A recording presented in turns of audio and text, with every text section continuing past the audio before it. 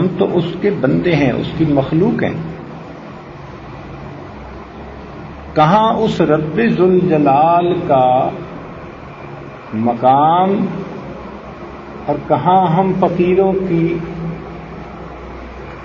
یہ بات کہ اللہ رب العزت نے ہمیں براہ راست خطاب فرمایا. اللہ تعالیٰ نے بنی اسرائیل کو تورات میں چند مرتبہ مخاطب فرمایا. اس بات پہ یہودی اتنے خوش تھے کہ کہا کرتے تھے نحن ابناء اللہ و احباؤہ، ہم اللہ تعالیٰ کے بیٹے اور اس کے بڑے ہی محبوب بندے ہیں کہ اس نے براہ راست ہم سے کلام فرمایا. یعنی یہ چیز ان کے لیے اتنا فخر کا باعث بن گئی. یہاں تک ان کو دھوکہ لگا کہ وہ کہتے تھے کہ اب ہم جو مرضی کرتے پھریں، لن تمسنا النار الا ایاما معدودہ، اب جہنم کی آگ ہمیں بس تھوڑی دیر عذاب دے گی، کاروائی کے ضابطے کی کاروائی.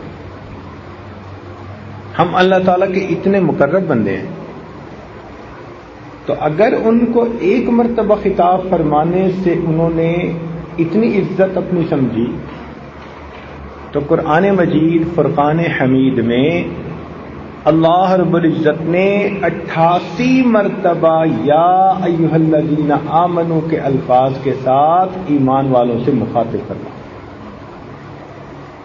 تو یہ ہمارے لیے کتنی عزت افزائی کی بات ہے. اس لیے حضرت عبداللہ ابن عباس رضی اللہ عنہ فرمایا کرتے تھے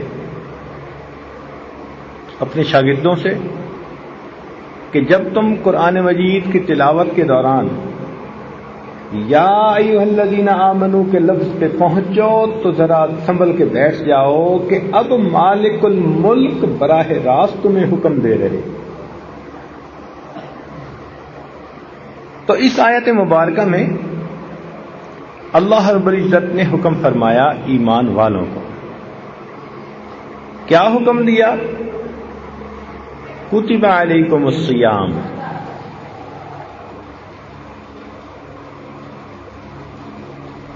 اے ایمان والو تمہارے اوپر روزوں کو فرض کر دیا گیا. یہ حکم خدا بندی ہے، یہ رولنگ ہے اللہ تعالی کی طرف سے.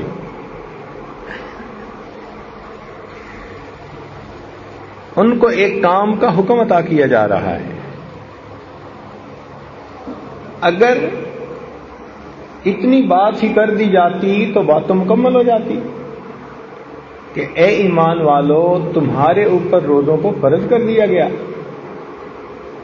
مگر انسان کمزور ہے. لوگ گھبرا جاتے کہ شاید اللہ رب العزت نے ناراض ہو کر ہمارے اوپر پابندیاں لگا دی. آج ایسا ہی ہوتا ہے نا،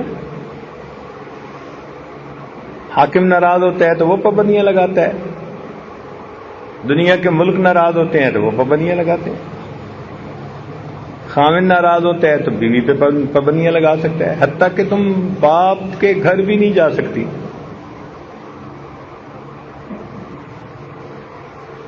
تو یہ ایک انسان کا ذہن ہے کہ جہاں ناراض ہوگا وہاں پابندی. اب تم ملنے نہیں آ سکتے، تم مجھ سے بات نہیں کر سکتے، تم مجھ سے کلام نہیں کر سکتے، پابندیاں. تو اگر یہ پابندی لگا دی جاتی کہ تم پر روزے فرض کیے گئے، تم دن میں کھا بھی نہیں سکتے، پی بھی نہیں سکتے، اپنی بیوی سے بھی نہیں مل ملا سکتے، تو ایمان والوں کو اس سے دکھ ہوتا، ذہن میں یہ خیال جاتا کہ شاید اللہ تعالی ہم سے کسی وجہ سے ناراض ہو.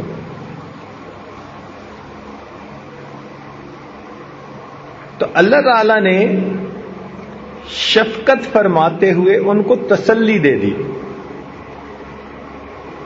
تسلی کے الفاظ کیا؟ ارشاد فرما دیا کما کتب علی الذین من قبلکم، جیسے کہ تم سے پہلے والوں پر بھی یہ فرض روزے عائد کر دیے گئے۔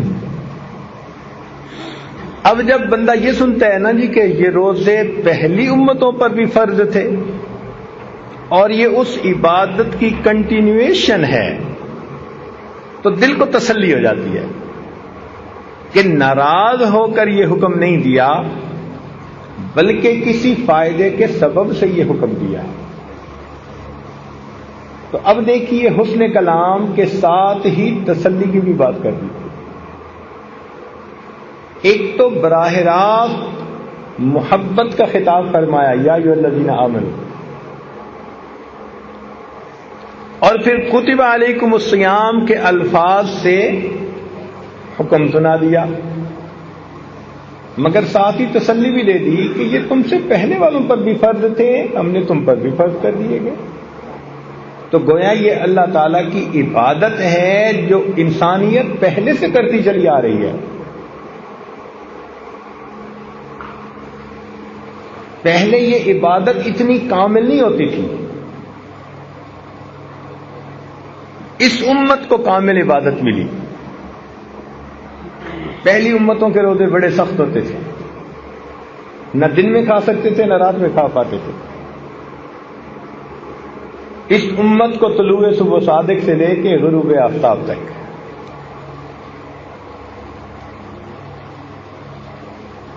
حضرت داؤد علیہ السلام سال کے 6 مہینے روزہ رہتے تھے، ایک دن روزہ ایک دن افطار، ایک دن روزہ ایک دن افطار۔ ہمارے اوپر اگر یہ ہو جاتا تو ہمارے لیے تو مشکل بن جاتی۔ اس کو صوم داودی کہتے ہیں۔ عیسائیوں پر 2 مہینے کے روزے،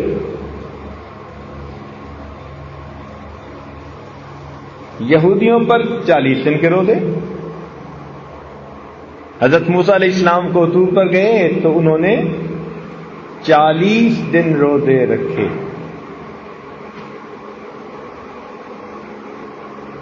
اس امت کو 30 روزے، اور مزے کی بات کہ ان 30 روزوں کے بعد جو شوال کے 6 روزے ہیں وہ نفل سنت بنا دیے، تو 36 ہو گئے۔ اور فرمایا من جاء بالحسنۃ فلہ عشر امثالھا، جو ایک نیکی لائے گا تو 10 گنا اجر ملے گا۔ تو 36 روزے رکھے تو 10 سے ضرب دو تو کتنے بن گئے؟ 360۔ گویا ان روزوں کے ذریعے اللہ نے امت محمدیہ کے مومنوں کو پورا سال روزہ دار رہنے کا ثواب عطا فرمایا۔ اس کو کہتے ہیں کہ محنت تھوڑی اجر زیادہ۔ چنانچہ حدیث پاک میں آتا ہے کہ اللہ تعالیٰ نے قوم یہود سے فرمایا کہ تمہاری مثال ان لوگوں کی ہے جو فجر سے لے کے ظہر تک محنت مزدوری کریں اور ان کو اس کی مزدوری مل جائے، فرض کرو ایک کی رات ان کو اجر مل جائے۔ پھر قوم نصارہ کے بارے میں فرمایا کہ ان کی مثال ایسی کہ ظہر سے لے کے عصر تک محنت کریں، یہ تھوڑا وقت ہوتا ہے، اور ان کو بھی ایک کی رات ثواب مل جائے۔ اور فرمایا کہ اس امت کی مثال ایسی کہ عصر سے مغرب تک کا وقت تھوڑا ہوتا ہے، اتنی محنت کرو اور اس پر تمہیں 2 کی رات ثواب مل جائے۔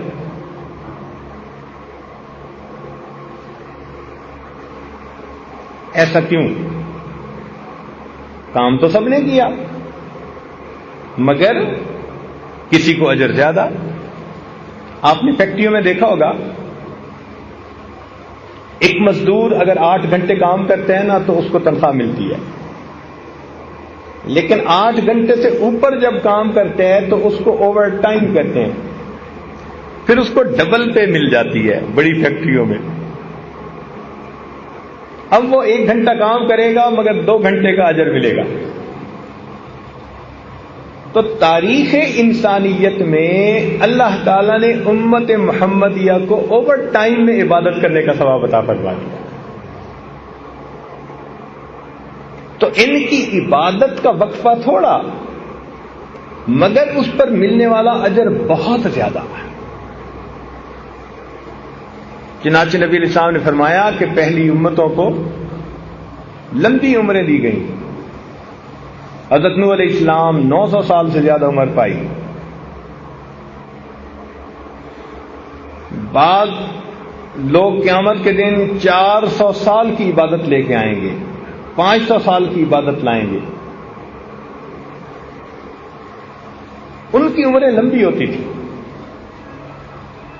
حتیٰ کہ کتابوں میں لکھا کہ ایک عورت نبی علیہ السلام کے پاس آئی اور کہنے لگی کہ اے اللہ تعالیٰ کے پیارے نبی صلی اللہ علیہ وسلم،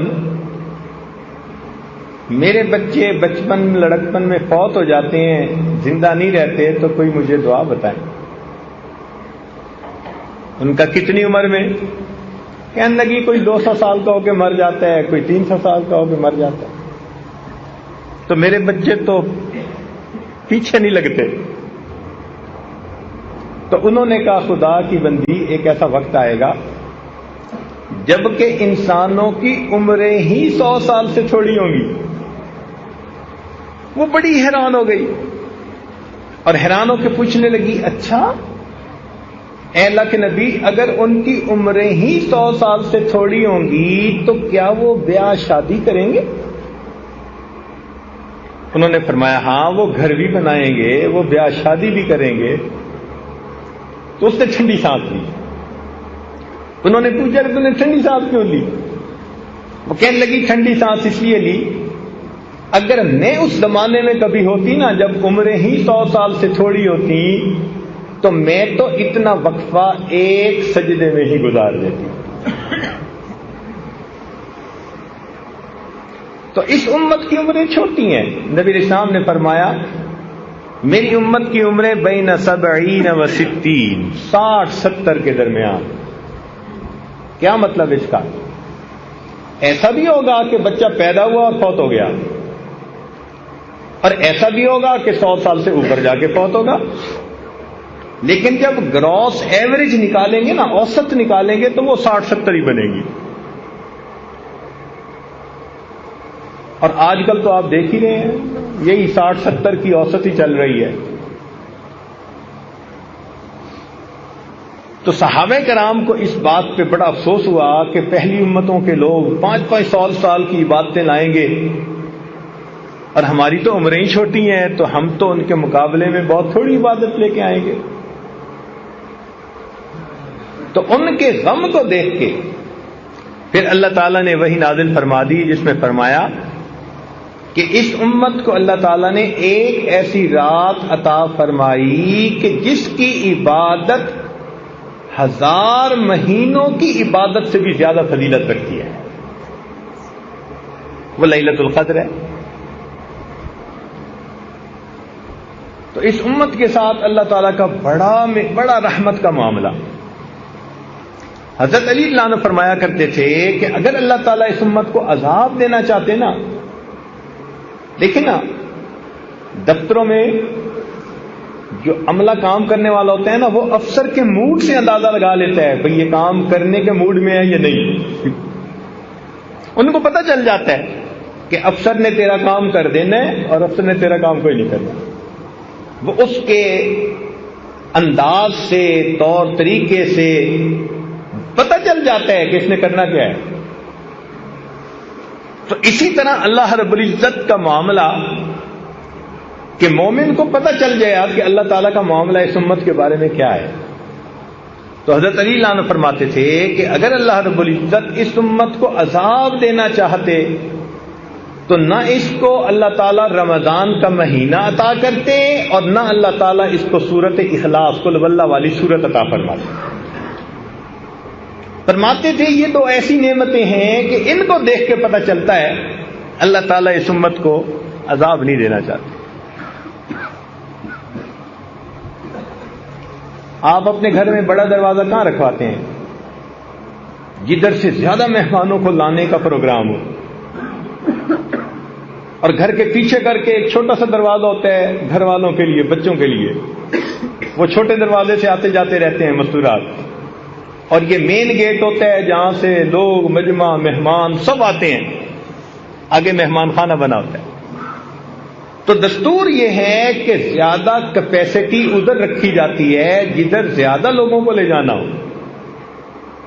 اب دیکھیے قرآن مجید میں ہے کہ جہنم کے 7 دروازے، لہا 7 ابواب، 7 دروازے ہیں، اور جنت کے حدیث پاک میں آتا ہے کہ 8 دروازے۔ تو جہنم میں 7 لائنیں لگیں گی جانے والوں کی، اور جنت میں 8 لائنیں۔ تو اس سے کیا پتہ چلتا ہے کہ اللہ تعالیٰ کا ارادہ بندوں کو عذاب دینے کا نہیں، ثواب دینے کا ہے۔ بندو تم جاؤ، میں نے تمہارے لیے جنت بنائی ہے۔ اور رمضان المبارک میں تو اس کو بہت آسان بنا دیا، اتنا آسان کہ نہ پوچھو۔ چنانچہ حدیث پاک میں آتا ہے کہ جب رمضان مبارک آتا ہے، اللہ تعالیٰ فرشتوں کو حکم دیتے ہیں کہ فرشتوں جاؤ اور جو بڑے بڑے سرکش شیاطین ہیں نا، ان سب کو جا کر تم قید کر دو، تاکہ میری امت محمدیہ کے روزے داروں کے روزوں کو خراب نہ کر سکے۔ جو سرغنے ہوتے ہیں نا شیطان، ان سب کو فرشتے باندھ دیتے ہیں۔ اس کا مطلب ہے کہ اگر رمضان میں بھی ہم نہیں سدھرتے تو پھر ہمارے لیے شتونگڑے ہی کافی ہیں۔ وہ جو چھوٹے چھوٹے پھر رہے ہوتے ہیں نا، کچھ شیطان کی شکل میں، کچھ انسانوں کی شکل میں، ہمیں انہوں نہیں۔ وہ کہتے ہیں کہ شیطان کو کسی نے فارغ بیٹھے دیکھا، اس نے پوچھا، او بدبخت، تو پکا دشمن، تو فارغ کیسا؟ کہنے لگا، اب انسانوں میں سے میرے نمائندے بہت سارے ہو گئے، اب مجھے ضرورت نہیں رہی تھی۔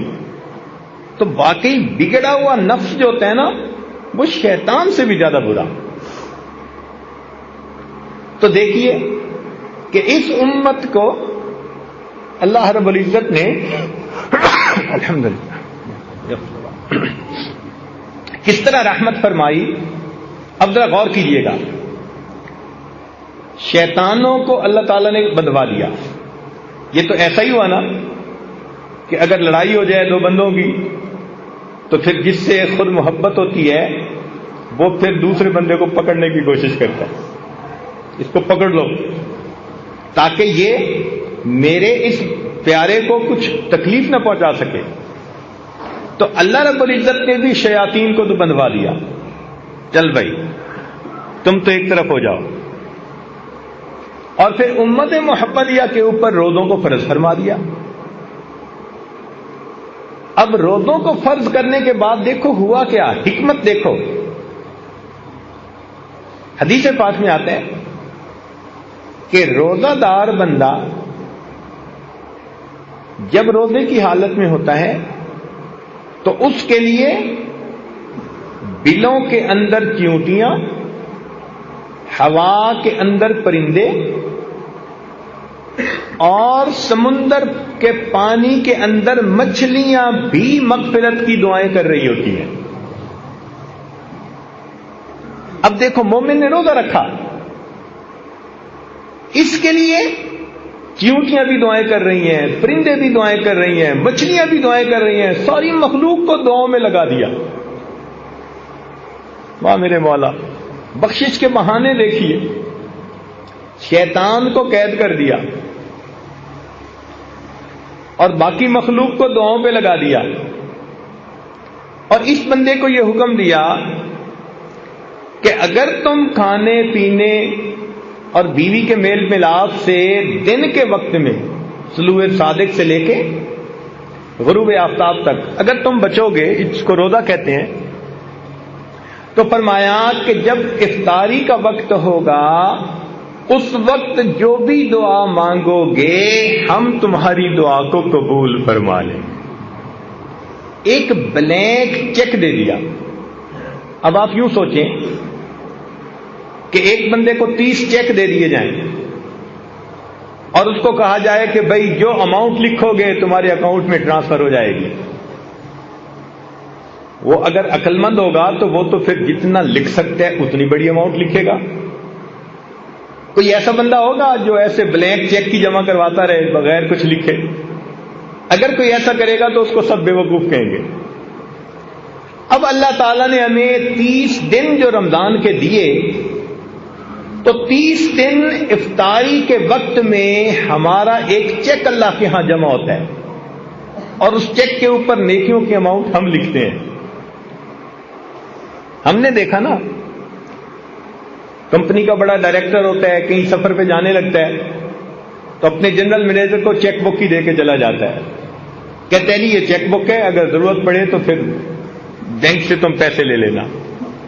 یوں سمجھیے کہ اللہ رب العزت نے امت محمدیہ کے روزے داروں کو 30 چیک عطا فرما دیے۔ میرے بندو لکھو تم جو کہتے ہو۔ دیکھیں نا، ہم اپنے گھر کسی مزدور کو لے کے آئیں، بات ذرا سمجھنے کی کوشش فرمائیں، اور وہ 8-7 گھنٹے کام کرے، تو ہمارے اندر تھوڑی سی بھی خیر ہے نا، اگر تھوڑی سی بھی، ہمارا دل نہیں چاہے گا کہ ہم اس کو بغیر مزدوری دیے خالی جھڑک کے واپس بھیج دیں۔ حالانکہ ہمارے اندر حسد ہے، بغض ہے، کینہ ہے، تکبر ہے، کنجوسی ہے، 100 طرح کی بیماریاں ہیں، ہمارے وسائل بھی محدود ہیں، لیکن اگر الیکٹریشین کو لائے اور اس نے کام کیا تو ہم کہیں گے یار اگلے نے 8-7 گھنٹے کام کیا، اس کو دے کے بھیجو۔ 150 تو دے کے ہی بھیجیں گے۔ اور جو زیادہ امیر لوگ ہوں گے وہ پھر 150 طے نہیں کرتے، وہ کہتے ہیں بھئی تم کام کر دو پھر ہم تمہیں انعام دے دیں گے۔ وہ 150 نہیں دیتے، وہ پھر کام کو دیکھ کے خوش ہو کے وہ 500 دیں گے یا 1000 دیں گے۔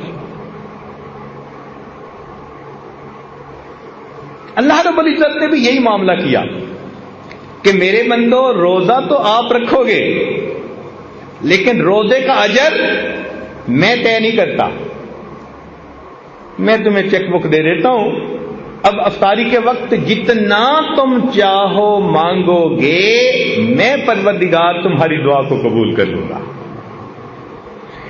یہ روزہ وہ مزدوری ہے کہ جس کی مزدوری منہ مانگی ملتی ہے بندے کو، اس لیے حدیث پاک میں آتا ہے افطاری کے وقت دعا قبول۔ حدیث پاک میں آتا ہے للصائم فرحتان، روزہ دار کے لیے 2 خوشیاں، فرحت عند الافطار، جب روزہ افطار کرتا ہے اس کو اللہ خوشی دیتے ہیں، اتنا دیتے ہیں کہ اس کا دل خوش ہو جاتا ہے۔ اب یہ مانگنا تو ہمارے اپنے اختیار میں ہے، جتنا مانگے۔ اچھا، let me put it in an other way, میں اسی بات کو اور انداز سے بات کرتا ہوں۔ اگر کوئی ولی آپ لوگوں کو بتائے بڑا قبولیت دعا کا وقت ہے، مانگو دعا قبول ہوگی، تو آپ کیسے مانگیں گے؟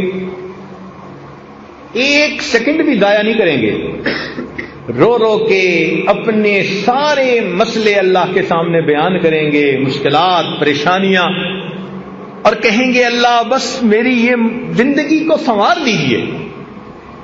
اب سوچئے، اگر ایک ولی کے بتانے پر آپ اتنے شوق ذوق سے دعائیں مانگتے ہیں، تو یہاں تو ولیوں کے سردار، انبیاء کے سردار، ملائکہ کے سردار، اللہ رب العزت کے پیارے محبوب صلی اللہ علیہ وسلم وہ فرما رہے ہیں کہ روزہ دار آدمی افطار کے وقت جو دعا مانگتا ہے اللہ تعالیٰ اس کی دعا کو قبول فرماتے ہیں۔ اور ہمیں کیا چاہیے؟ یوں سمجھ لیں کہ اللہ تعالیٰ نے ہمیں پھر ایک موقع اور عطا فرما دیا۔ جیسے بندے سے غلطی ہو جائے نا جی، وہ کہتے جی بس ایک چانس اور دے دے۔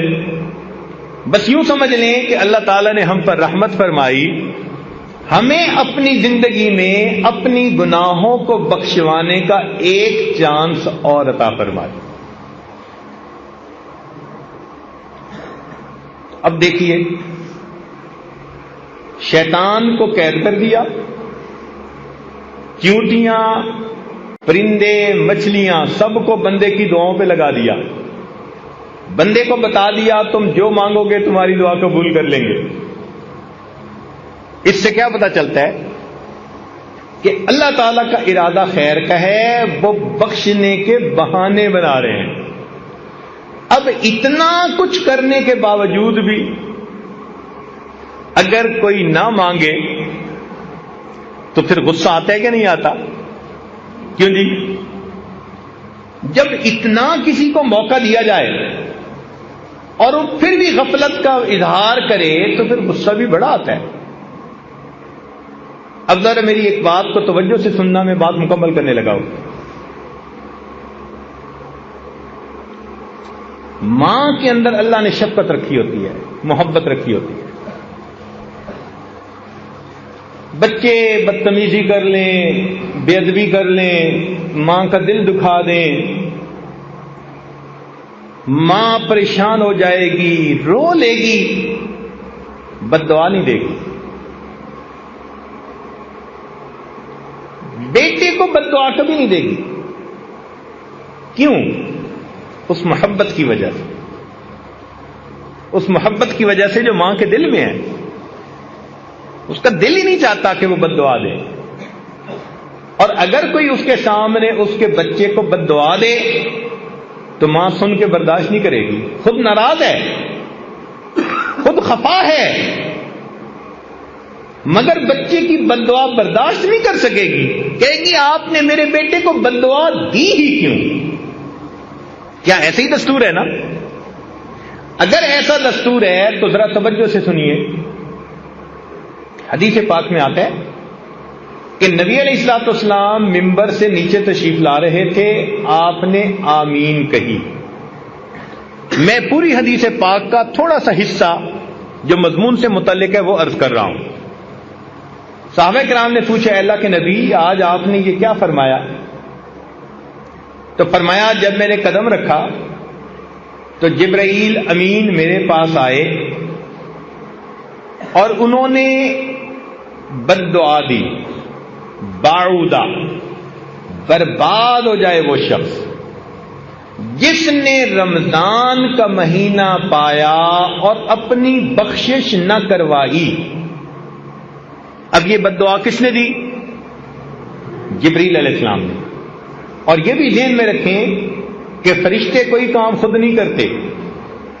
قرآن مجید میں ہے لا یعصون اللہ ما امرہم ویفعلون ما یؤمرون، کوئی کام خود نہیں کرتے، وہی کرتے ہیں جو پروردگار کا حکم ہوتا ہے۔ اس کا مطلب ہے کہ جبریل علیہ السلام آئے نہیں، بھیجے گئے تھے اللہ تعالی کی طرف سے۔ انہوں نے آ کر یہ بد دعا دی، برباد ہو جائے وہ شخص جس نے رمضان کا مہینہ پایا اور اس نے اپنی بخشش نہ کروائی۔ اب اس بد دعا کو سن کے نبی علیہ السلام کو امت کے اوپر کتنی شفقت تھی، رات کو سجدے میں اتنا روتے تھے، غار میں روتے تھے، دعائیں مانگتے تھے، اتنی امت کے اوپر شفقت تھی، رحمت تھی۔ تو اگر آپ بد دعا سنتے تو آپ تو سن کے تو فوراً کہتے کہ جبرائیل بد دعا میری امت کے لیے کیوں کر رہے ہو، مگر نہیں۔ حدیث پاک میں آتا ہے کہ جبرائیل علیہ السلام نے بد دعا دی اور نبی علیہ الصلوۃ والسلام نے فرمایا آمین۔ اب ذرا سمجھیے گا کہ اتنا تو رمضان میں غافل بندہ غفلت کا ارتکاب کرتا ہے کہ اللہ تعالیٰ نے بخشش کی انتہا کر دی۔ میرے بندے، میں شیطانوں کو بدوا رہا ہوں، میں تمہارے لیے پرندوں کو، مچھلیوں کو دعاؤں پہ لگا رہا ہوں، اور میں تمہیں اختیار دے رہا ہوں، جو روزہ رکھ کے مانگو گے میں تمہیں دوں گا۔ پھر بھی اگر تم میری طرف متوجہ نہیں ہوتے تو اس کا مطلب ہے تم بدبخت ہو، پرلے درجے کے، پھر تمہاری بدبختی میں کوئی شک نہیں۔ اب جبرائیل علیہ السلام نے آ کے کہہ دیا برباد ہو جائے وہ شخص جس نے رمضان کا مہینہ پایا اور اپنی مغفرت نہ کروائی، اور اللہ کے محبوب صلی اللہ علیہ وسلم نے آمین کہہ کر اس پر سٹیمپ کر دی، مہر لگا دی۔